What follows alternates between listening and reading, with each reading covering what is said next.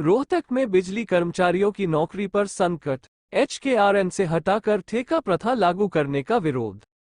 रोहतक में कौशल रोजगार निगम के तहत लगे बिजली कर्मचारियों ने एचकेआरएन से हटाकर ठेका प्रथा लागू करने का विरोध जताया। कर्मचारियों ने कहा कि एक तरफ सरकार कौशल रोजगार निगम के नाम पर वाहवाही नाम है जी। आजा पूर्व हमारी यही मांग है जी। हम यहाँ रोहतक बिजली बोर्ड में कार्य कर रहे थे, पहले एचकेआरएन के तहत थे। 1 साल हो गया हमें एचकेआरएन के तहत काम करते हुए। उससे पहले कोई कंपनियों के तहत कर रहे थे, लेकिन अब फिर कंपनी आ गई है कोई संध्या करके, और वो ये बोल रहे हैं कि भाई आप संध्या में नौकरी करो, जिसमें हमारी पे स्लिप भी कम है और ना ही इतनी फैसिलिटी हैं। जबकि एचकेआरएन में हमें फैसिलिटी भी मिल रही थी और इतनी अच्छी सरकार थी कि भाई हमारे को नौकरी दी और अच्छी तनख्वाह दी। लेकिन अब फिर दबाव डाला जा रहा है। ये नहीं पता लग रहा है कि प्रशासन की तरफ से है दबाव या महकमे की तरफ से है। बोल रहे हैं कंपनी में जाओ, कंपनी में हमारे को 12,000 रुपये पे स्लिप दे रहे हैं, और जबकि हमारे को यहाँ पे 18,000 22,000 रुपये दे जा रहे हैं स्किल्ड और अनस्किल्ड के हिसाब से। पहले तो सरकार बोल रही थी कि भाई एचकेआरएन के तहत जो बंदा लग गया वो हटाया नहीं जाएगा, और अब बोल रहे हैं कि भाई आप कंपनी में जाओ। हम तो सरकार की निंदा करते हैं इस बात में। पहले सोचा था कि भाई अच्छी सरकार है, 2 साल योजना होगी, हमारा भविष्य अब अंधकार से निकल के उजाला में आएगा। अब फिर वही बेरोजगारी निकल जाएगी। ये तो 90 परिवार हैं, हम 90 भाई हैं, हमारे साथ हमारे परिवार भी हैं। तो सर लगभग 8 साल हो गए, और एएलएम की पोस्ट पे हूँ मैं स्टार्टिंग से ही।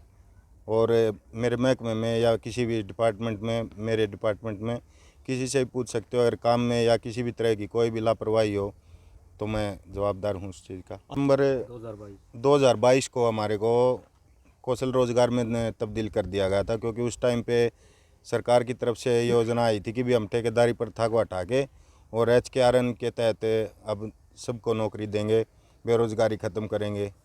लेकिन अब फिर वो ठेकेदारी प्रथा शुरू कर दी है। पहले तो बोल रहे थे कि भाई ठेकेदारी ख़त्म करेंगे, अब कंपनी आ गई तो वही ठेकेदारी हो गई है। तो फिर से वही 11-12 हज़ार रुपये में 11 जब हमारा, और सबसे मेन मुद्दा ये है कि भाई 11-12 भी दे रहे हैं और वो भी टाइम पे नहीं मिलेगी हमें, तो फिर फ़ायदा क्या है। साहब ने तो यही बोला है कि भाई आपको कंपनी के तहत रखा गया था, एचकेआरएन में जब लिया है और सरकार बोल रही है कि भाई एचकेआरएन के तहत जो बंदा ले लिया गया है वो वापस नहीं निकाला जाएगा, तो भाई अब ये तो बात हमारे को भी हजम नहीं हो रही। हम बात करेंगे आगे, जो फैसला आएगा आपको बताएंगे।